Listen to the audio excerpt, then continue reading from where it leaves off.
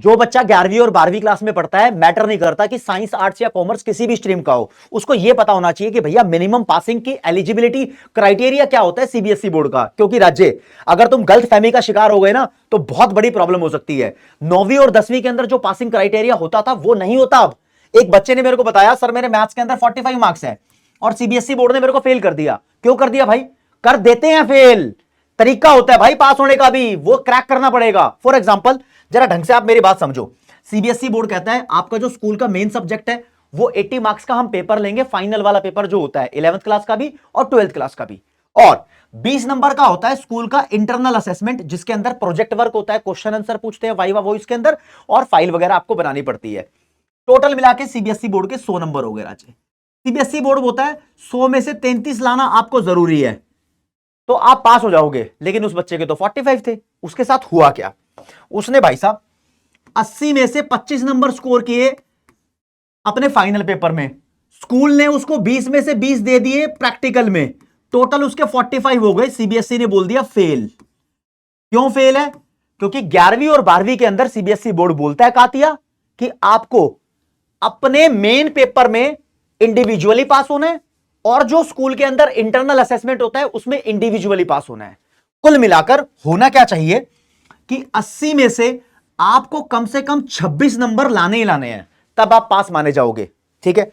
और 20 में से कम 7 नंबर आप लाओगे तब पास माने जाओगे। यानी अगर किसी बच्चे के 80 में से 25 हैं और 20 में से 20 मिल गए, बोलेगा मेरे तो 45 हैं लेकिन फेल कर दिया, फेल हो जाएगा भाई। अगर कोई बच्चा बोले मेरे 80 में से 80 आ गए और स्कूल वाले ने 20 में से दे दिए 2, उसके 82 बन गए, ये भी फेल हो जाएगा कातिया। है ऐसे ही फेल हो जाते हैं, ऐसे ही फेल हो जाते हैं। दोनों में आपको इंडिविजुअली पास होना पड़ेगा।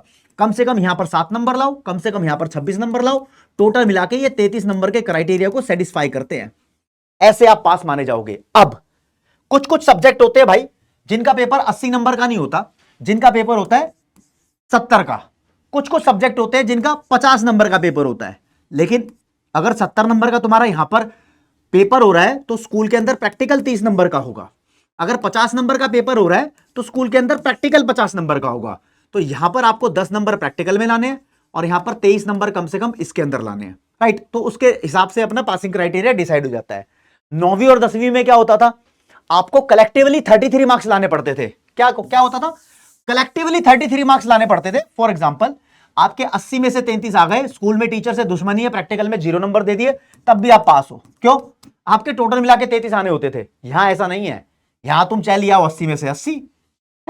और मोर इंपॉर्टेंट बात, सीबीएसई बोर्ड बोलता है कि जिस बच्चे के पास 5 में से 4 सब्जेक्ट में वो पास है, लेकिन 5वें सब्जेक्ट में उसको प्रॉब्लम आ रही होगी, तो सीबीएसई बोर्ड वहां पर उसको 5 नंबर तक की ग्रेस दे सकता है और उसको पास करा देगा। ग्रेस मार्क्स मिल जाते हैं। मतलब अगर भाई तुम 4 सब्जेक्ट में पास हो बढ़िया से, कोई दिक्कत नहीं है, और आपके एक सब्जेक्ट में 28 नंबर है, सीबीएसई दे देगा आपको 5 नंबर, बना देगा आपके 33।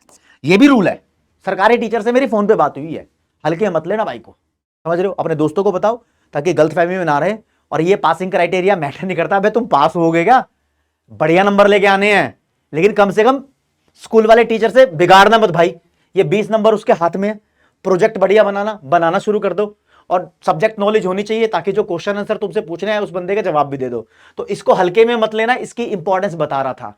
अरे स्मार्ट वाली बात तो सुन लो, अगर किसी के थ्योरी में 27 नंबर आ गए ना और प्रैक्टिकल में 6 आ गए, तब भी सीबीएसई उसको पास कर देता है।